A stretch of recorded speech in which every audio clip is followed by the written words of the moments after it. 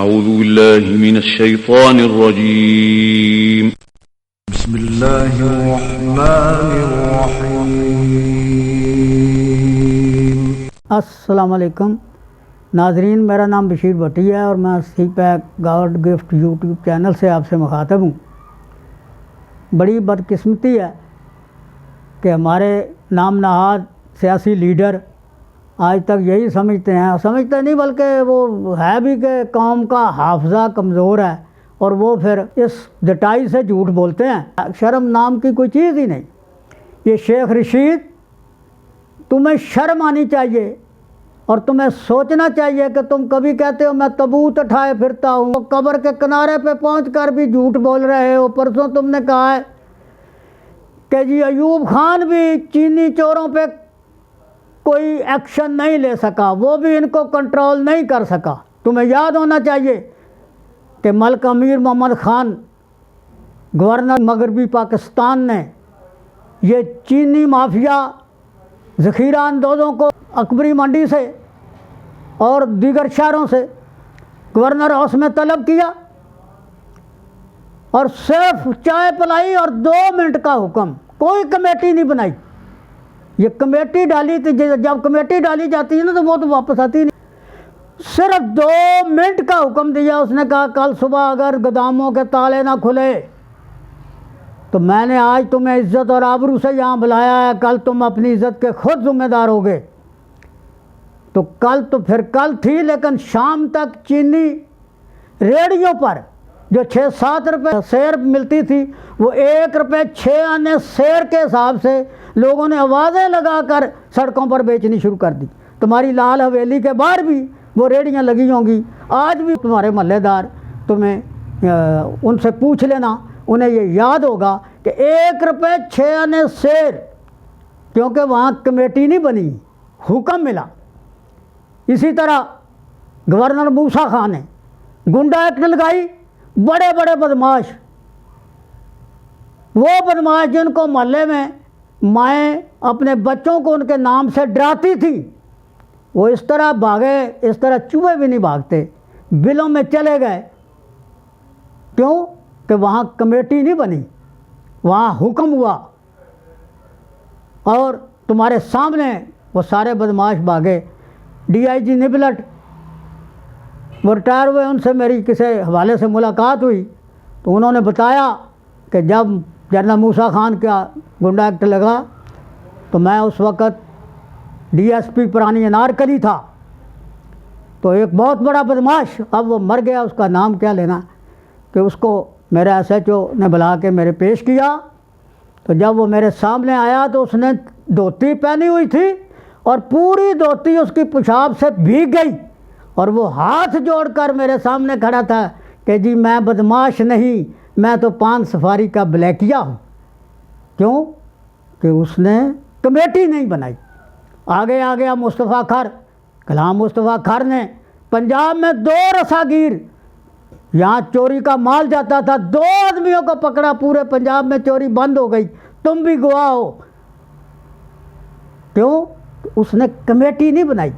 یہ کیا ہے کمیٹی؟ کمیٹیوں میں بھی کبھی فیصلے ہوئے ہیں؟ کمیٹیوں میں فیصلے نہیں ہوتے.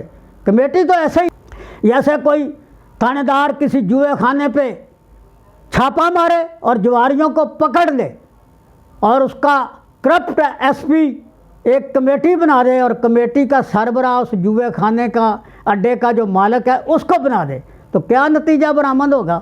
کمیٹی کیا کمیٹی ہے؟ سب کے سامنے ڈاکہ مارا ہے انہوں نے، جگیر ترین نے، خسرو بختیار نے اور دوسروں نے. آٹا مہنگا کر کے لوگوں کی 2-2 روپے کی روٹیوں سے وہ پیسے وصول کر لیے اور اربوں روپے بن جاتے ہیں. ان کو کمیٹی میں کیا ہوگا؟ ان کو پکڑو. جنرل باجوہ صاحب، جنرل جنگیر کرامت نہ بنو جس نے باتھ روم میں جا کے وردی اتار دی. جنرل موسیٰ خان بنو. اب وہ وقت نہیں ہے. اب دیکھ لو اللہ تعالیٰ نے کرونا بھیج دیا. کرونا وائرس سے پوری دنیا کو اس نے لپیٹ میں لے لیا. اگر ہم نے اپنی روش نہ بدلی، اگر قوم کے ساتھ انصاف نہ ہوا، اگر آپ نے قوم کا ساتھ نہ دیا تو پھر اللہ تعالیٰ کے پاس اتنی طاقت ہے، وہ آپ کے محلوں میں کرونا کو ایسے داخل کرے گا جیسے آندھی باغوں میں داخل ہوتی ہے. یہ بڑے بڑے جو گن مین ساتھ لیے پھرتے ہیں، جنہوں نے باہر جاتی عمرہ میں بڑی دیواریں بنا لی ہیں، یہ دیواریں گر جاتی ہیں، یہ قائم نہیں رہیں گی. اس لیے اللہ تعالیٰ آپ کو جرأت عطا کرے، جنرل موسیٰ خاں بنو اور اپنے زیر سایہ فوجی عدالتیں قائم کر کے قوم کا لوٹا ہوا پیسہ واپس لو اور قوم کو قرضوں سے نجات دلاؤ. یہ بھیک مانگنے سے کام نہیں چلے گا، کہ چندے مانگنے سے حکومتیں نہیں چلتی. لوٹا ہوا مال وصول کرنے سے حکومتیں قائم رہتی ہیں. اللہ تعالیٰ آپ کو توفیق دے، اور ہمارا کام ہے نشاندہی کریں گے اور قوم کو بھی متحد کرنے کی کوشش کریں گے. قوم کا حافظہ بھی اب بڑا تیز ہو جائے گا. اگر ہم نے اس سے سبق نہ سیکھا اور ہم نے اللہ تعالیٰ کے بنائے ہوئے اصول دستور کو نہ اپنایا تو پھر ایک اور کرونا آئے گا، وہ پھر منجو دڑو ہوگا، ہڑپا ہوگا.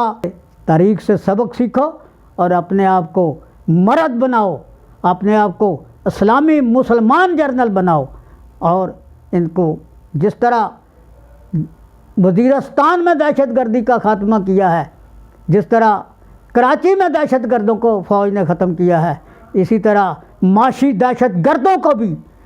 پاکستان جب بنا تو بزرگ بتاتے ہیں کہ لاکھوں لوگوں کی شہادتیں ہو گئی، لوگوں کے گھر اجڑ گئے، مال و اسباب چھوڑ کے آ گئے. آج پاکستان ڈوب رہا ہے، اس کو بچانے کے لیے 8-10 ہزار بندوں کی قربانی دے دو. ان بڑے بڑے قبضہ گروپوں کو، بڑے بڑے لٹیروں کو، قومی خزانے کے جنہوں نے سامنے مال لوٹ کر بھی نہیں مانتے، اتنے بڑے بڑے گھر کہاں سے بن گئے؟ یہ مزدوریوں میں اتنی جلدی نہیں بنتے جتنی جلدی انہوں نے سفر کیا ہے. تو ان کے ساتھ وہ سلوک فوج کر سکتی ہے، کوئی جج یہ کام نہیں کر سکتا، کیونکہ ان کے جرأت ہی نہیں ہوتی. کوئی ان کے بچوں کو اغوا کرنے کی دھمکی دیتا ہے. میں نے ایک واقعہ دیکھا ہے ضیاء الحق کی مارشاء اللہ کا سیالکوٹ میں، سیالکوٹ کی فیملی کے، میں ان کا نام نہیں لینا چاہتا، 6 آدمی جوا میں پکڑے گئے. میجر صاحب تھے ایک، ان کا نام مجھے یاد نہیں، لیکن واقعہ آپ تصدیق کر سکتے ہیں وہاں سے کہ ان کو اس وقت اس فیملی نے 3 لاکھ روپے کی، سن 76 میں 3 لاکھ بہت بڑی رقم تھی، 3 لاکھ روپے کی آفر کی کہ ہمارے بندے چھوڑ دو. اگر کوئی جج ہوتا، مجسٹریٹ ہوتا، وہ 50,000 لے کے 20,000 لے کے ان کو چھوڑ دیتا، لیکن اس نے ان 3 لاکھ پہ تھوکا بھی نہیں، ان کو سزا دی. اس لیے آرمی میں ہوتے ہیں چند ایک گندے آدمی بھی ہوتے ہیں، لیکن ادارے میں زیادہ لوگ اچھے ہیں. اور اس لیے بار بار یہی تقاضا ہے. ہم قوم کو بھی کہتے ہیں کہ آگے بڑھو. اور آخر میں میری اپیل ہے ان لوگوں سے کہ جو یہ میرا پیغام سنیں، اس کو جہاد سمجھ کر آگے سینڈ کریں. میری ذات کو اس کا اتنا فائدہ نہیں ہوگا، لیکن اللہ تعالیٰ آپ کو اس پیغام کو آگے سینڈ کرنے سے کرونا سے بھی بچائے گا، آپ کے گھر میں اپنی رحمت کے سائے بھی کرے گا، اور آپ کی آنے والے نسلوں کے لیے فائدہ بھی پہنچے گا. آئندہ انشاءاللہ مزید انکشافات کے ساتھ حاضر ہوں گے. السلام علیکم.